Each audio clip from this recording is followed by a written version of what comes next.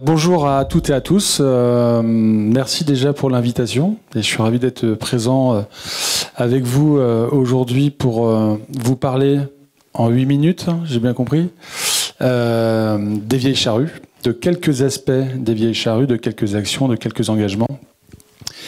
Donc moi je suis le directeur général du festival depuis 13 ans et ça fait depuis 98 j'ai démarré en bénévole par d'engagement dans l'aventure Vieille Charrue à Carhaix. Ça commence là? Les 8 minutes? Ok. Ça, est-ce que vous connaissez? C'est quoi? Un gobelet réutilisable. Vous en avez, j'imagine, déjà, vous l'avez déjà utilisé, ouais, et vous en avez plein chez vous. Voilà. Sauf qu'à la base, faut le ramener. Pourquoi je vous parle du gobelet? C'est un des exemples d'actions RSE qu'on met en place aux Vieilles Charrues. Il y en a beaucoup d'autres. C'est pour ça qu'on a sélectionné que quelques exemples concrets. On aurait pu parler de transport, accessibilité à tous les publics, de la prévention des risques au travail, de la prévention également notamment sur les violences sexuelles, les transports, je l'ai dit. Il y a plein de choses qu'on a un peu évoquées. On s'est arrêté notamment sur l'exemple des gobelets. Pourquoi? On est parti, nous, d'un constat, pour ceux qui connaissent les charrues, ceux qui sont venus avant 2010, je sais qu'il y en a ici, on avait une image en tête en quittant le site le soir, qui était un site qui était retapissé de gobelets jetables au sol. Et on mettait en place des moyens importants, humains, matériels, qui reprenaient des coûts très importants, la nuit pour tout nettoyer et rendre le site présentable le lendemain pour les nouveaux festivaliers. Et à la fin des années 2008-2009, on en a eu marre de cette situation-là, on a voulu agir, et c'est là qu'on a travaillé sur ce qui commençait à se mettre en place, qui étaient les gobelets réutilisables.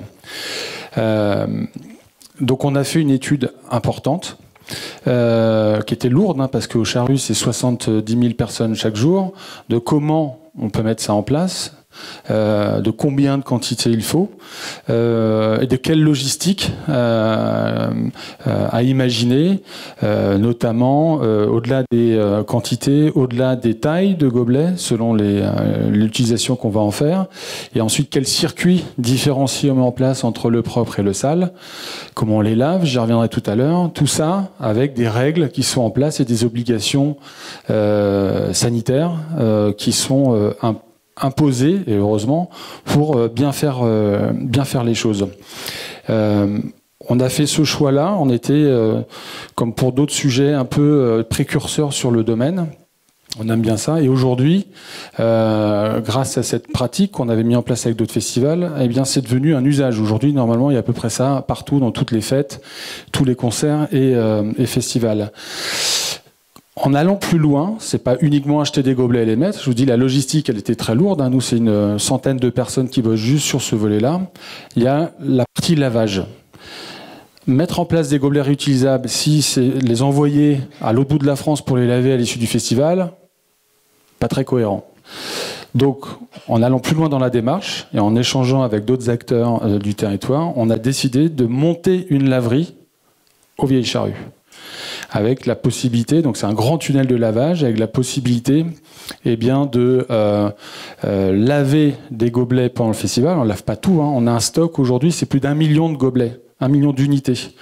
Donc on lave une partie pendant les journées et la nuit, et on réinjecte pendant le festival. Mais d'avoir une laverie comme ça, qui marche que pendant 15 jours, c'est un peu dommage. Donc l'idée aussi, ça a été, avec d'autres acteurs, associatifs ou autres, de proposer des solutions de prêt, de location de gobelets et ou des solutions de lavage. Ce qui fait qu'aujourd'hui, il y a une partie de l'activité, quand c'est un rythme intense, c'est fait par des salariés saisonniers. Et puis le reste de l'année, on travaille avec l'ESAT de Carhaix pour faire les lavages tout au long de l'année en fonction des contrats qu'on peut solliciter. Cette opération gobelet, au-delà de l'impact que ça a sur le territoire, ça nous a enlevé chaque année 6 tonnes de déchets. Et si je parle de déchets, j'en viens rapidement au deuxième point, qui est la gestion des déchets. Quand on organise un festival éphémère, qu'on accueille autant de monde, avec toutes les obligations et les commodités qu'on doit mettre en place, des stands de restauration, de bar, un camping, etc., on va générer des déchets.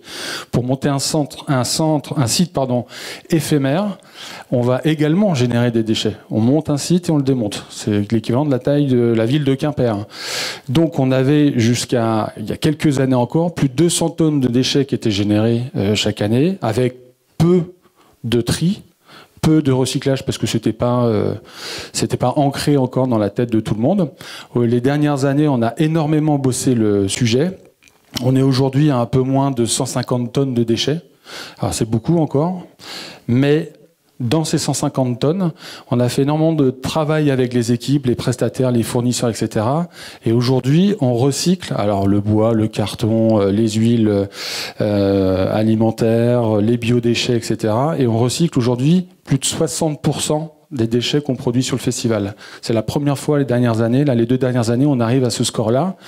Donc c'est hyper encourageant. Toutes les équipes sont mobilisées et c'est un travail au quotidien dans la réflexion quand on va acheter les produits avec nos fournisseurs, de même se dire comment on peut pour ne pas générer de déchets, ne pas en acheter. Donc c'est une vraie démarche que maintenant vous connaissez aussi, qui est en place aux Vieilles Charrues. Aux Vieilles Charrues, je vous ai parlé de ces engagements. Il y a également des engagements au niveau social, j'ai envie de dire, et économique. Il y a énormément d'impact des Vieilles Charrues, que ce soit culturel, économique et social.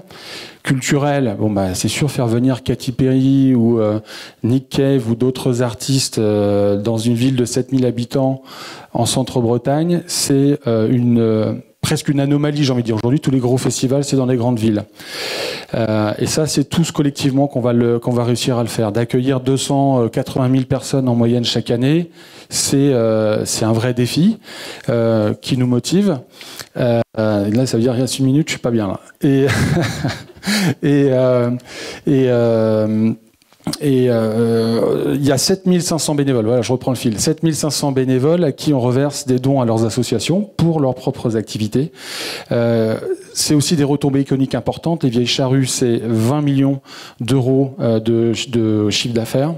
Il y a 0 subvention, donc on prend 100% des risques. Et pour vous montrer aussi l'ancrage territorial que l'on a, c'est 15 millions de retombées sur la région et 6 millions rien que pour la ville de Carhaix. Donc l'importance du festival, elle est colossale pour le territoire, pour le dynamisme du territoire. On a plein d'autres ambitions encore, plein d'autres volontés.